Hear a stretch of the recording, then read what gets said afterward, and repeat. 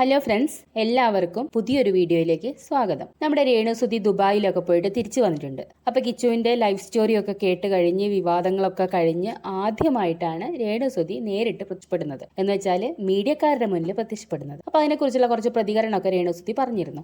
ഈ രേണുസുതിനെ കുറിച്ച് ആദ്യം മുതൽ തന്നെ രേണുസുതിയുടെ നെഗറ്റീവ് സൈഡുകൾ മാത്രം കണ്ടന്റ് ചെയ്യുന്ന ആളുകള് രേണുസുതി ഇപ്പൊ വന്നിട്ട് ചെയ്തിട്ടുള്ള പ്രതികരണത്തെ വളരെ നെഗറ്റീവായിട്ടാണ് വീഡിയോ ചെയ്തിട്ടുള്ളത്. നമ്മൾ ഒരാളെ കുറിച്ച് ഒരാളുടെ നെഗറ്റീവ് വശങ്ങൾ പറഞ്ഞിട്ടുണ്ട് എന്ന് കരുതിയിട്ട് അയാളുടെ പോസിറ്റീവ് സൈഡുകളൊന്നും പറയാൻ പാടില്ല എന്ന് നിയമമൊന്നുമില്ലല്ലോ. അയാൾ ചെയ്യുന്നതിൽ ശരി എന്ന് തോന്നുന്ന കാര്യങ്ങൾ ശരിയായിട്ടും തെറ്റ് എന്ന് തോന്നുന്ന കാര്യങ്ങൾ തെറ്റായിട്ടും പറയണം എന്ന് വിശ്വസിക്കുന്ന ആളാണ് ഞാൻ. ഇപ്പോൾ രേണുസുതിനെ കുറിച്ച് തന്നെ ഞാൻ നെഗറ്റീവ് ആയിട്ടുള്ള വീഡിയോകൾ ചെയ്തിട്ടുണ്ട്. പക്ഷെ ചില സമയങ്ങളിൽ എല്ലായ്പ്പോഴും ആക്രമിക്കപ്പെടേണ്ട, വേട്ടയാടപ്പെടേണ്ട ഒരു വ്യക്തിയാണ് രേണുസുതി എന്നൊന്നും എനിക്ക് തോന്നുന്നില്ല. ഇപ്പൊ ഇന്ന് അവര് വന്നിട്ട് കൊടുത്തിട്ടുള്ള പ്രതികരണത്തിന്റെ വീഡിയോ എല്ലാവരും കണ്ടിട്ടുണ്ടായിരിക്കും. ആ വീഡിയോ കണ്ടു കഴിഞ്ഞാൽ അതിൽ വളരെ മാന്യമായിട്ട് അല്ലെങ്കിൽ വളരെ ബുദ്ധിപൂർവ്വം അല്ലെങ്കിൽ വളരെ തന്ത്രപൂർവ്വമാണ് രേണുസുതി ഓരോ കാര്യങ്ങൾക്കും മറുപടി പറഞ്ഞിട്ടുള്ളത്. രേണുസുതിക്ക് വന്നിട്ട് വേണമെങ്കിൽ പൊട്ടിത്തെറിക്കായിരുന്നു, അല്ലെങ്കിൽ കിച്ചുവിനെ കുറിച്ച് 4 തെറി പറയായിരുന്നു, അല്ലെങ്കിൽ കിച്ചു അങ്ങനെ ചെയ്തു ഇങ്ങനെ ചെയ്തു പരാതി പറയായിരുന്നു. ഒന്നും ചെയ്യാതെ വളരെ മാന്യമായിട്ട്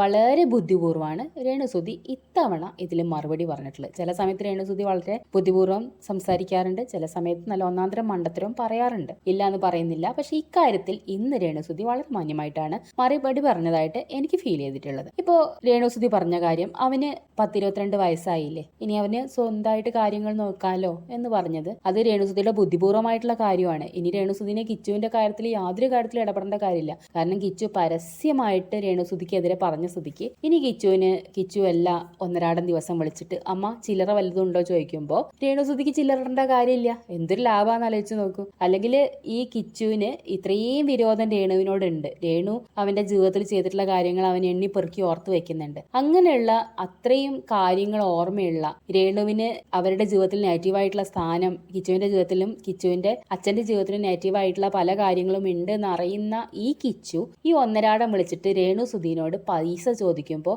ഈ പറയുന്ന കിച്ചുവിന് എന്ത് സെൽഫ് റെസ്പെക്റ്റ് ആണുള്ളത്? അപ്പൊ അങ്ങനെയുള്ള കിച്ചു ഇനി സ്വന്തമായിട്ട് അധ്വാനിച്ച് ജീവിക്കട്ടെ, ഇനി കാശ് ചോദിക്കാൻ വരില്ലല്ലോ എന്നുള്ള ആശ്വാസം തന്നെയാണ് ഈ പറയുന്ന രേണുസുതിന്റെ വാക്കിലുള്ളത്. അല്ലെങ്കിൽ ഇനി ഒരിക്കലും ഈ കിച്ചുവിന് ഇതേപോലെ രേണുസുതിനെ വിളിച്ചിട്ട് പൈസ ഇടുവോ എന്ന് ഒന്നരാടം ചോദിക്കാൻ പറ്റില്ല എന്നുള്ളതാണ്. പല ആളുകളും ഇതിപ്പോ ഇത്രമാത്രം പറയാനുണ്ടോ ഈ കാശിന്റെ കാര്യം, ആകെ 200-500 രൂപ ഇട്ടുകൊടുത്തതാണോ ഇത്ര വലിയ കാര്യം, ലക്ഷങ്ങളൊന്നല്ലോ ഇട്ടുകൊടുത്തത് എന്നൊക്കെ പരിഹസിച്ച് വീഡിയോ ചെയ്തതും അഭിപ്രായങ്ങൾ പറഞ്ഞതും കമന്റ് ഇട്ടതും ഒക്കെ കണ്ടു. ഒരു 22 വയസ്സുള്ള കുട്ടിക്ക് ഒന്നരാടം ദിവസങ്ങളിൽ ഒരു ദിവസം ഇടവിട്ടിട്ട് 200-500 രൂപയുടെ ആവശ്യം എന്ന് പറഞ്ഞാൽ ഒന്ന് ആലോചിച്ച് നോക്കൂ. നമ്മളെ വീട്ടിലുള്ള ഈ 20 വയസ്സുള്ള കുട്ടിക്ക് ഇതുപോലത്തെ ആവശ്യങ്ങളുണ്ടോ? അല്ലെങ്കിൽ ഈ കിച്ചു എന്ന് പറയുന്ന കുട്ടി താമസിക്കുന്നത് സുധിയുടെ വീട്ടിലാണ്. സുധിയുടെ ബ്രദർ ഉണ്ട് അവിടെ, സുധിയുടെ അമ്മ ഉണ്ട് അവിടെ. കിച്ചുവിനെ അവർ നന്നായിട്ട് നോക്കുന്നുണ്ട്. ബ്രദറിന്റെ വൈഫ് ഉണ്ട് അവിടെ, അവരുടെ മക്കളുണ്ട് അവിടെ. ഇവരൊക്കെ കിച്ചുവിനെ ആ വീട്ടിലെ മെമ്പറായിട്ടാണ് കണക്കാക്കുന്നത്. കിച്ചുവിന് 3 നേരം അവിടുന്ന് ഫുഡ് കിട്ടുന്നുണ്ട്. പിന്നെ ഈ കിച്ചുവിന് 500 രൂപ ദിവസം ഇട്ട് കൊടുക്കേണ്ട കാര്യം എന്താണ് ഈ രേണുസുതി? അല്ലെങ്കിൽ 500 രൂപയുടെ ചെലവ് ഈ കുട്ടിക്ക് എന്താണ്? ഇതൊന്നും ചിന്തിക്കാതെ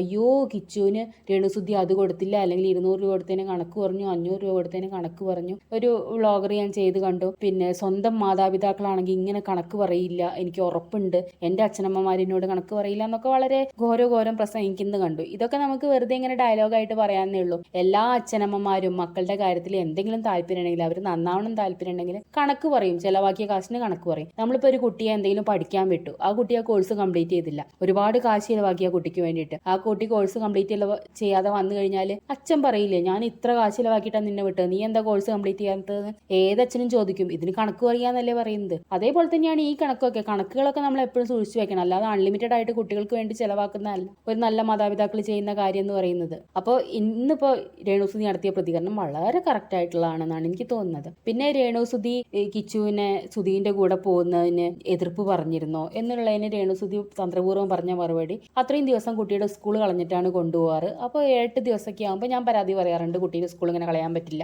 എന്ന് പറയാറുണ്ട് പറഞ്ഞിട്ടുണ്ട്. അത് ചിലപ്പോൾ സത്യമായിരിക്കാം. കിച്ചുവിന് ഇത് രണ്ടാനമ്മ എന്നുള്ള കണ്ണിലൂടെ നോക്കുമ്പോൾ ആ രണ്ടാനമ്മ അച്ഛനോട് എന്നെ കൂടെ കൊണ്ടുപോകണ്ട പറയുന്നു, അങ്ങനത്തെ രീതിയിലേ കാണാൻ പറ്റുന്നുണ്ടാവുള്ളൂ. ചിലപ്പോൾ ഈ കാരണം കൊണ്ടാണ് ഇവർ പറഞ്ഞതെന്നുണ്ടെങ്കിലോ. എനിക്ക് തോന്നുന്നത് ഈ രേണുസുതിയോട് സുധി പറഞ്ഞു കൊടുത്തിട്ടുള്ള കുറേ കാര്യങ്ങളാണ് രേണുസുതിക്ക് അറിയുന്നത്. കിച്ചുവിനും അങ്ങനെയുള്ള കുറേ കാര്യങ്ങളാണ് അറിയുന്നത്. ഈ സുധിയുടെ ആദ്യത്തെ ഭാര്യ ശാലിനിയെ വളരെ ഒരു വില്ലൻ സ്വഭാവത്തോടു കൂടിയാണ് എല്ലാവരും കാണുന്നത്. കാരണം ഭർത്താവും കുട്ടിയിരിക്കെ അവർ രണ്ടുപേരും ഉപേക്ഷിച്ചിട്ട് ഏതോ ഒരാളുടെ കൂടെ ഒളിച്ചോടിപ്പോയി എന്നാണ് നമ്മൾ ആദ്യം മുതൽ ഈ കഥയിൽ കേൾക്കാറുള്ള കാര്യം. കിച്ചുവിനും ഇത് തന്നെയാണ് അറിയുന്നത്. പക്ഷെ ഈ ഒരു സംഭവം സുധി ക്രിയേറ്റ് ചെയ്താണ്. നമ്മൾ പിന്നീടുണ്ടായ ഓരോ സംഭവത്തിനും നമുക്കത് മനസ്സിലാക്കാവുന്നതേ ഉള്ളൂ. ഈ പറയുന്ന ശാലിനി സുധിയുടെ എന്തൊക്കെയോ കാര്യങ്ങൾ സഹിച്ച് മടുത്തിട്ടായിരിക്കണം അവരുടെ സുധിയുടെ ജീവിതത്തിൽ നിന്ന് പോയിട്ടുണ്ടാവുക. എന്നിട്ട് ഈ പറയുന്ന സുധി വീണ എന്ന് പറയുന്ന രണ്ടാമത്തെ ഭാര്യയെ വിവാഹം കഴിച്ച ശേഷം ആ സ്ത്രീയെ പറ്റിച്ച് എപ്പോഴും ഈ പറയുന്ന ആദ്യത്തെ ഭാര്യയായിട്ട് കോണ്ടാക്ട് വെച്ചു. അവരുടെ കയ്യിൽ നിന്ന് ഒരുപാട് പണം വാങ്ങി.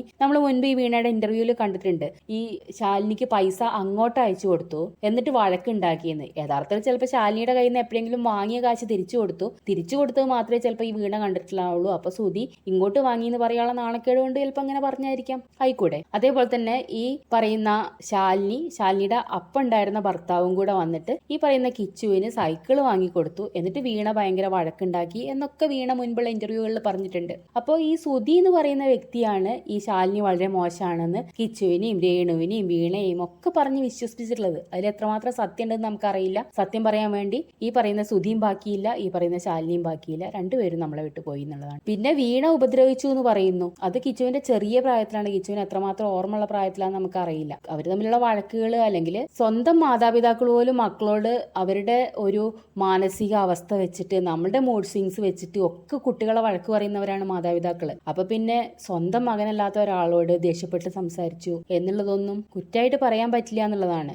കുറ്റമാണോ ചോദിച്ചാൽ ആണ്. നമ്മളെ മക്കളെക്കാട്ടിലും നന്നായി നോക്കാൻ പറ്റുവെച്ചാലേ വേറെ കുട്ടികളെ വളർത്താൻ പാടുള്ളൂ എന്നുള്ളതാണ്. ദത്തെടുക്കാൻ പാടുള്ളൂ. അല്ലെങ്കിൽ രണ്ടാം വിവാഹം കഴിക്കുമ്പോൾ അതിലൊരു കുഞ്ഞുണ്ടെങ്കിൽ നമ്മളെ മക്കളെക്കാട്ടിലും നന്നായിട്ട് നോക്കാൻ പറ്റുവെച്ചാലേ വിവാഹം കഴിക്കാൻ പാടുള്ളൂ എന്നൊക്കെയാണ് തോന്നുന്നത്. പക്ഷെ മനുഷ്യന്റെ മാനസികാവസ്ഥയല്ലേ. ഈ സുധി എന്ന് പറയുന്ന വ്യക്തി ഇവരെയൊക്കെ പറഞ്ഞ് വിശ്വസിച്ചിട്ടുള്ള കുറെ കള്ളങ്ങൾ പിന്നീട് അതല്ല സത്യം എന്ന് മനസ്സിലാക്കുമ്പോൾ ഇവരൊക്കെ പ്രതികരിച്ചിട്ടുണ്ടായിരിക്കും. ആ സുധിയോടുള്ള ദേഷ്യം ഇവരൊക്കെ കിച്ചുവിനോടും ചിലപ്പോൾ കാണിച്ചിട്ടുണ്ടായിരിക്കും. ഇപ്പൊ രേണുവിന്റെ കാര്യത്തിലാണെങ്കിൽ തന്നെ രേണു സുധിച്ചേട്ടൻ എന്ന് പറയുന്നു, ഭയങ്കര സ്നേഹം കാണിക്കുന്നു. ഇപ്പോ നമ്മൾ അതേ കാണുന്നുള്ളൂ. പക്ഷെ ഈ രേണുവിനെയും പറഞ്ഞ് കുറേ പറ്റിച്ച കുറെ കാര്യങ്ങൾ ഉണ്ടായിരിക്കും. പിന്നീട് അവര് ജീവിതം മുന്നോട്ട് പോകുമ്പോഴായിരിക്കും ഇതൊക്കെ തിരിച്ചറിഞ്ഞിട്ടുണ്ടായിരിക്കും. ഇതിൽ കുറെ കള്ളത്തരങ്ങൾ ഉണ്ടായിരുന്നു, പലതും പറഞ്ഞു പറ്റിച്ചതാണ് എന്നുള്ള രീതിയിൽ മനസ്സിലാക്കുക. അപ്പൊ സ്വാഭാവികമായിട്ടും അവർക്ക് സുധിയോട് ദേഷ്യം തോന്നാം. പിന്നെ ആ ദേഷ്യം ചിലപ്പോൾ കിച്ചുവിനോടും ചില സമയത്ത് തോന്നാം. പിന്നീട് സുധി മരിച്ചു പോയത് കൊണ്ടാണ് സുധി പുണ്യാളനായത്. അല്ലെങ്കിൽ അതിന്റെ ഇടയിൽ എപ്പോഴെങ്കിലും അവർ ഡിവോഴ്സ് ആയിട്ടുണ്ടാവാം. സുധി മരിച്ചുപോയി എന്നുള്ളത് കൊണ്ട് ചിലപ്പോൾ മരിച്ചു പോയപ്പോൾ ആ സ്നേഹം അതുകൊണ്ട് ഒരുപാട് കരഞ്ഞത്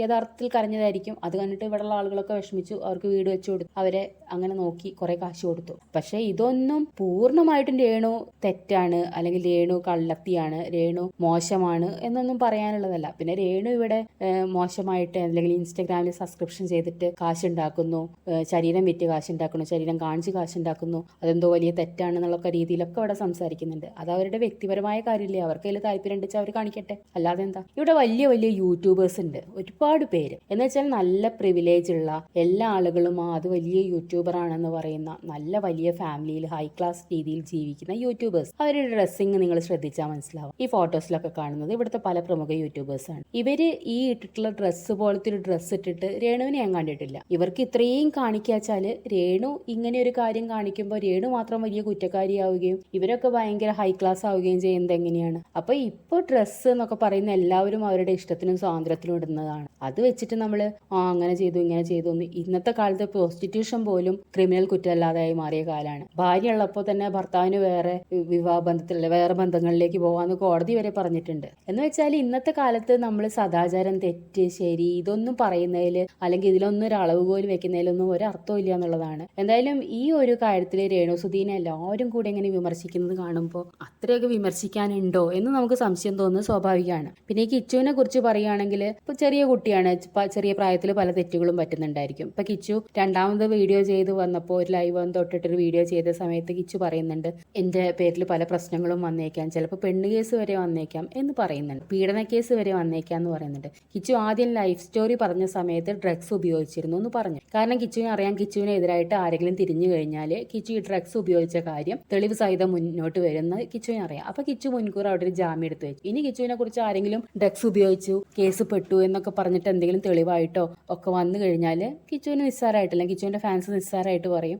അവൻ പണ്ടേ പറഞ്ഞതാണല്ലോ, അതിൽ പന്തത്ര വലിയ കാര്യം എന്ന് പറയും. അതേ ഒരു അടവ് തന്നെയാണ് ഈ പീഡന കേസിലും കിച്ചു എടുത്തിട്ടുള്ളതെന്നാണ് തോന്നുന്നത്. ഇപ്പൊ ഇങ്ങനെ ഒരു പീഡന കേസ് വരും എന്ന് പറഞ്ഞത് ഒന്നുമില്ലെങ്കിൽ കിച്ചു ഈ ഒരു സർക്കിളിൽ, രേണുവിന്റെ ഒരു സർക്കിളിൽ ഇങ്ങനെ ഒരു ഫേക്ക് അലിഗേഷൻ മുൻപും ഉയർന്നു വന്നിട്ടുണ്ടായിരിക്കാം. അല്ലെങ്കിൽ ഈ പറയുന്ന രേണു ഇത്ര ഭീകരിയായിരിക്കാം, ഇങ്ങനത്തെ ഒരു കേസ് വരെ കൊണ്ട് കള്ള കേസ് വരെ കൊണ്ടുവരുമെന്ന് കിച്ചുവിന് അറിയുമായിരിക്കാം. അല്ലെങ്കിൽ മൂന്നാമത്തെ ഒരു പോയിന്റ് എന്ന് പറഞ്ഞാൽ ചിലപ്പോൾ ഈ ഇങ്ങനെ ഒരു കേസ് ശരിക്കും ഉണ്ടായിരിക്കാം. അങ്ങനെ ഒരു കേസ് പുറത്തു വരുമെന്ന് അറിയുന്നത് കൊണ്ട് കിച്ചു നേരത്തെ കൂട്ടിയൊരു അടിയടിച്ചതാണെങ്കിലോ ഒരു മുൻകൂർ ജാമ്യം അങ്ങനെ ആയിക്കൂടെ? എന്തിനാണ് എപ്പോഴും നമ്മൾ ഒരു വശം മാത്രം അയാൾ വളരെ നല്ല മനുഷ്യനാണ്, ഇയാളെന്തോ വളരെ മോശം മനുഷ്യനാണ് എന്ന് ചിന്തിക്കുന്നത്? നമ്മൾ സിനിമയിലും സീരിയലിലും ഒന്നുമല്ലല്ലോ ജീവിക്കുന്നത്. യഥാർത്ഥ ജീവിതത്തിൽ എല്ലാ മനുഷ്യന്മാരുടെ ഉള്ളിലും ഒരു മോശം മനുഷ്യനും നല്ല മനുഷ്യനും ഉണ്ട്. ചില സമയത്ത് നമ്മൾ നല്ലതായിട്ട് പെരുമാറുന്നു, ചില സമയത്ത് മോശമായിട്ട് പെരുമാറുന്നു. ചില സമയത്ത് നമ്മൾ ശരിയായ കാര്യങ്ങൾ മാത്രം ചെയ്യുന്നു, ചില സമയത്ത് നമ്മൾ തെറ്റായ കാര്യങ്ങൾ ചെയ്യുന്നു. അല്ലാതെ സിനിമയിലൊക്കെ കാണുന്ന പോലെ ഒരാൾ മാത്രം നായകൻ, ഒരാൾ മാത്രം വില്ലൻ, വില്ലൻ വളരെ ദുഷ്ടൻ, നായകൻ എപ്പോഴും നന്മപരം, അങ്ങനെയല്ല ജീവിതത്തിൽ.